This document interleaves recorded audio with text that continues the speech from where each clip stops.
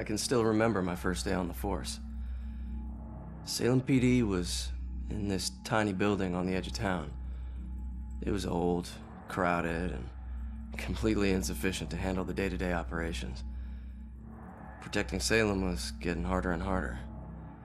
Finally, the city decided to convert the old armory into our new headquarters.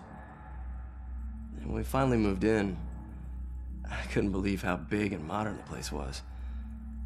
Not bad for one of the first buildings in Salem. Plus, it just felt right. It used to be the city's first line of defense in a wild frontier, and now it had resumed its post once again, only this time in a modern world. The first week was a little chaotic as we settled in. One officer reported that someone had removed his gun from his locker.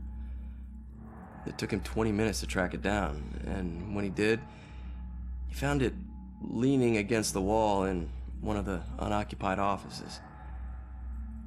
Also, the late-night station operator reported a strange phone malfunction. Occasionally, when someone would call in to report a shooting, the recording would just stop. The call would cut out, and the voice of the panicked caller would just loop over and over again until the phone was unplugged. Soon it was pretty clear that these strange occurrences weren't just honest mistakes or faulty phone lines. One evening, the medical examiner came running down the hall in tears.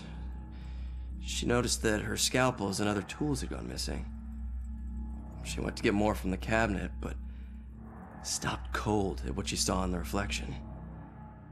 A ghostly silhouette of a Civil War soldier was standing over one of the corpses. When she spun around, it was gone. She barely noticed how cold the room had gotten before running off. Of course, the guys didn't believe her. Hell, I didn't either, till I saw it with my own eyes. I was working late and got up to get more coffee. As I rounded the corner, I saw it in the reflection of the trophy case. It was staring right at me. He lifted an old, ghostly rifle and pulled the trigger.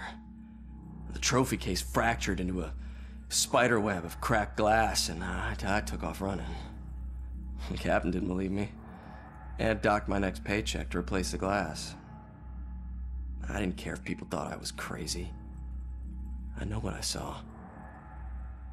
People sometimes ask me if anyone else has seen it since, or if the specter still roams the halls.